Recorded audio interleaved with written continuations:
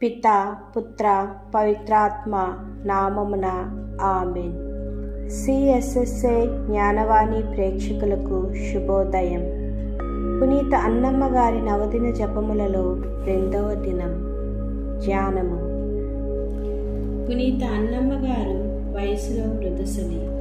భూలోకంలోనున్న తమ జీవిత కాలం అంతయు సర్వేశ్వరుని గురించిన పుణ్యములలో జీవించినారు.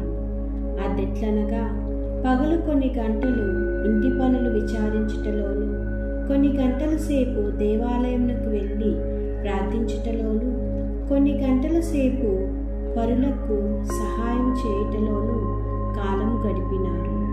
ఇటువంటి పుణ్యకృత్యములలో వారి జీవిత కాలం అంతయు గడిపినారు. క్రీస్తువులారా, ఒక్క క్షణములో ఎంతో ఫలితము పొందవచ్చునని మనము ఎరిగినట్లయినా వ్యర్థముగా కాలము గడపము కదా. ఎలాగునంటే ఎంతోమంది పాపాత్ములుగా నున్నను సర్వేశ్వరుని సహాయం వలన మనసు మారవచ్చును. మనము వ్యర్థము చేయు ప్రతి క్షణమును ఎంతో విలువైనది. నీవే నరకమునకు పోతివేని వ్యర్థపరిచిన క్షణమునని ఆశించుదువు కదా. కాబట్టి ఇంతవరకు వ్యర్థముగా పాపములో గడిపిన కాలము చాలును. ఇక మీదట ఒక్క క్షణమైనను పాపములో పడకుండా ఉండవలేను. పునీత అన్నమ్మ గారు ఇప్పుడు చెప్పిన విధముగా పుణ్యములలో కాలము గడిపినట్లు మనమును వృద్ధి చెందు వరకు పుణ్యములలో జీవించవలేను. అదెట్లనగా, పునీత అన్నమ్మ గారు సర్వేశ్వరుడు తమకిచ్చిన ఆస్తిని 3 భాగములు చేసి, ఒక భాగము దేవాలయమునకు కానుకగాను, మరి ఒక భాగమును భిక్షకులకు, ఇంకొక భాగమును తమ పోషణమునకు వినియోగించారు. తమ ఆస్తిని సర్వేశ్వరుడు దయచేసినందున వారు సర్వేశ్వరుని చిత్త ప్రకారము వ్యాయపరిచారు. క్రీస్తువులారా, సర్వేశ్వరుడు మీకిచ్చిన ఆస్తిని సర్వేశ్వరునికే స్వంతమై ఉండుట వలన వారి చిత్త ప్రకారము వ్యాయము చేయక వారికి విరుద్ధమైన కార్యమందు వెచ్చింపవచ్చునా? మన ఖర్చులకే గాని ఇతరుల అవసరములకు లేదని చెప్పుదుము. ఈ విధముగా చెప్పెడి వారిలో కొన్ని మార్లు వ్యర్థ కార్యమందును మోహ కార్యములనందును వ్యాయము చేయుదురు. ఇట్లుండగా అటువంటి వారులు సర్వేశ్వరుడు తమకు ప్రసాదించిన ఆస్తికి లెక్క చెప్పునప్పుడు వారి సముఖమున ఏ లెక్క చెప్పుదురు?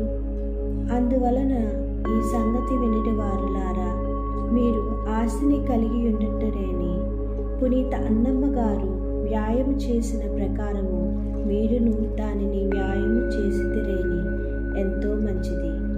మరియు పునీత అన్నమ్మ గారు తమకు వచ్చిన దుఃఖ దురిద్రములను బహు ఓర్పుతోనూ అనుభవించినందున నిండైన ఫలమును పొందిన వారికి వచ్చిన బాధలలో విశేషముగా ఆమె వివాహం చేసుకునిన వెనుక 20 సంవత్సరములు సంతానము కలగలేదు. ఇది ఆమెకు బహు కస్తిగా నుండినది. అది ఎట్లనగా, గొడ్రాలుగా నుండుట ఆ కాలమందు బహు నీచముగా పరిగణింపబడుచున్నందున అటువంటి హీనత గలవారు ఎంతో సిగ్గుపడుచుండేవారు. పునీత అన్నమ్మ గారు తమ బంధువులకు కలిగిన అనేక మంది బిడ్డలను చూచినప్పుడల్లా తనను సర్వేశ్వరుడు మరిచినట్లుగా బిడ్డలు లేరని తలంచినప్పుడు చెప్పనలవి కాని ఆవేదనను అనుభవించిరి. అయితే అటువంటి కస్తి పొందినప్పటికీ తమ ఓర్పు వలన తమకు మేలుగా నుండినట్లు చేసి నిండైన ఫలమును పొంది ఉన్నారు. క్రీస్తువులారా, ఈ ప్రకారముగా మీకు వచ్చేది కష్టములను మీ ఓర్పు వలన మీకు ప్రయోజనకరముగా నుండ చేసితిరేని ఎంతో ఫలమును పొందగలరు. మీకు వచ్చేది కష్ట పరంపరాలయందు మొడపడి దేవదూషణ చేయుటచే ఆ కస్తి తొలగునా తొలగదు. మీ ఓర్పు లేని తనముచే ఆ కస్తి చేదుగా నుండును. ఓర్పుగా నుండుట చేత ఆ కస్తి అమృతముగా మారిపోవును. జపము. పునీత అన్నమ్మ గారా, మీ వలె మేమును మా కాలమును ఆస్తిని ఏలిన వారి చిత్త ప్రకారము వ్యాయము చేసి మాకు వచ్చేది దురితములు ఓర్పుతో అనుభవించ ఇప్పుడు మేము చేసిన ధ్యానము వలన మీ పుణ్యములను గూర్చి మేము ప్రార్థించుచున్నాము. ఆమేన్.